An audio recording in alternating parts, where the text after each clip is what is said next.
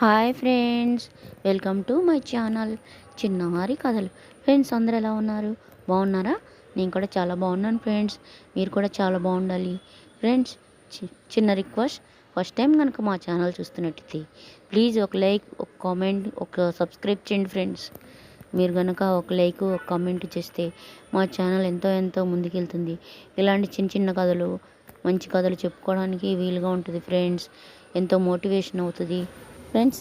ఈరోజు మనం దయ్యాల దిబ్బ వజ్రాల హారం అనే కథని 9వ భాగం చెప్పుకుందాం.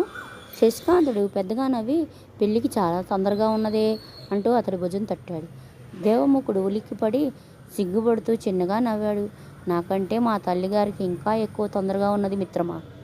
సరే, రేపటి నుంచి నా ప్రయత్నం మొదలు పెడతాను అన్నాడు అతడు. అనుకున్న ప్రకారం మరుసటి రోజంతా తిరిగాడు శశికాంతుడు. ఎక్కడా పని దొరకలేదు. మర్నాడు దేవముఖుడు సూచించిన ప్రాంతంలో ఉన్న వజ్రాల వ్యాపారులను కలుస్తూ ఉన్నాడు. కొత్త ముఖం కావడంతో ఎవరూ అతడికి పని ఇవ్వడానికి ముందుకు రాలేదు. ఒక వీధి మలుపు తిరిగి ముందుకు నడుస్తున్నాడు శశికాంతుడు.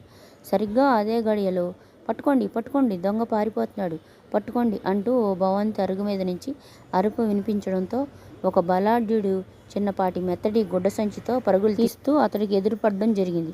ఏం జరిగి ఉంటుందో ఊహించిన శశికాంతుడు దారికి అడ్డంగా నిలిచాడు. పరుగులు తీస్తూనే మల్లోంచి చురకత్తెని తీసి బెదిరింపుగా అతడికి చూపించాడా బలాఢ్యుడు. దగ్గరకు రానిచ్చి మెరుపులా కదిలాడు శశికాంతుడు. చురకత్తి ఉన్న దొంగ చేయిని ఒడిసి పట్టుకున్నాడు.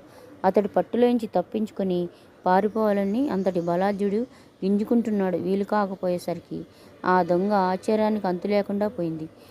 ఈలోగా భవంతి అరుగు మీద నుంచి అరిచిన వజ్రాల వ్యాపారి ఒకవైపు, మరోవైపు నుంచి కొందరు ప్రజలు వారిని చుట్టుముట్టారు. దొంగ పారిపోగలడు, విడవకుండా అలాగే పట్టుకో అన్నాడు వ్యాపారి కంగారు పడుతూ. 2 విగడియల్లో 4 రాజభట్లు అక్కడికి వచ్చారు. శశికాంతుడి పట్టులో ఉన్న దొంగని వెడరెక్కలు విడిచి పట్టుకున్నారు. వాడి చేతిలో ఉన్న సంచిని వ్యాపారికి అప్పగించారు. ఏం జరిగింది అని ప్రశ్నించాడు ఓ పెద్ద మనిషి. వ్యాపారినని చెప్పి మేల్జాతి వజ్రాలు చూపించమన్నాడు. ఆ వేషం చూసి నిజమని నమ్మి గుడ్డ సంచి ఇవ్వబోయాను. నన్ను ఒక తోపు తోసి సంచితో పారిపోయి వచ్చాడు.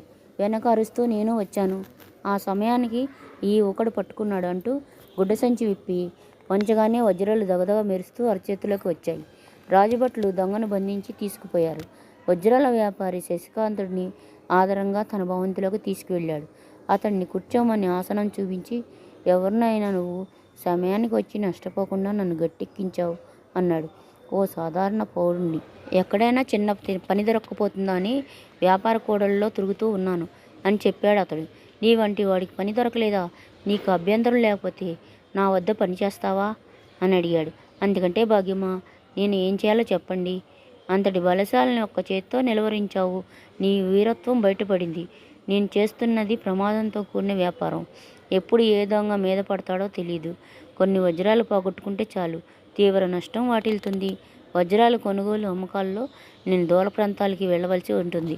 అలాంటి సమయంలో దారికాచే దొంగల విడద ఎక్కువ, ప్రాణాలకు కూడా ప్రమాదమే. నిన్ను చూశాక ఇప్పుడే నాకు ఒక ఆలోచన వచ్చింది. నువ్వు నా వెంట ఉంటే చాలు, నాకు ధైర్యంగా ఉంటుంది. దినానికి ఎంత ఇమ్మంటావో అడుగు. మీ ఇష్టం, మీరేమిచ్చినా దాన్ని మహాభాగ్యంగా ఎంచుకుంటాను నమ్రతతో అన్నాడు శశికాంతుడు.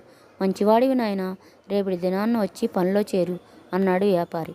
ఓ పక్కగా ఉన్న 2 గదులను శశికాంతుడికి అతడి తల్లికి ఏర్పాటు చేశాడు దేవముఖుడు. ఒకరికి ఒకరు సహకరించుకుంటూ 2 కుటుంబాల వాళ్ళు ఎంతో ప్రేమగా ఆత్మీయుల్లా ఉంటున్నారు. తన యజమాని అయిన వజ్రాల వ్యాపారి ధనపాలుడి వద్ద నమ్మకంగా పనిచేస్తూ అతడి అభిమానాన్ని సంపాదించుకున్నాడు శశికాంతుడు. అతడు తన వెంట ఉంటే చాలు, వ్యాపారం విజయవంతంగా సాగుతుందని గ్రహించాడు ధనపాలుడు. ఒకనొక సమయంలో తన యజమానికి దేవముఖుడి గురించి చెప్పి అక్కడే కొలువిప్పించాడు. మిత్రులిద్దరూ కలిసి వెళ్తున్నారు, కలిసి వస్తున్నారు. శశికాంతుడి వల్ల తమకు కూడా మంచి రోజులు వచ్చాయని దేవముఖుడి తల్లి శాంభవి ఎంతో సంతోషించింది. ధనపాలుడి వద్ద పనిచేస్తున్న శశికాంతుడు తన లక్ష్యం మర్చిపోలేదు. అవకాశం వచ్చినప్పుడల్లా వ్యాపారం నుంచి వజ్రాలకు సంబంధించిన కిటికీలు అడిగి తెలుసుకుంటూనే ఉన్నాడు. మేలివి వజ్రాలకు, నకిలీ వజ్రాలకు మధ్యనున్న తేడాన్ని స్పష్టంగానే గుర్తించగలుగుతున్నాడు. ఫ్రెండ్స్, కథ నచ్చిందా? నచ్చితే 10వ భాగం తర్వాత చెప్పుకుందాం ఫ్రెండ్స్. మిగిలిన 9 భాగాలు చూడకపోతే ఒకసారి ఛానల్లోకి వెళ్ళి చెక్ చేయండి ఫ్రెండ్స్. మా వీడియో కనుక మీకు నచ్చినట్లయితే please like, share and subscribe చేసి నా పక్కనే ఉన్న బెల్ గంట నొక్కండి. ఉంటాను.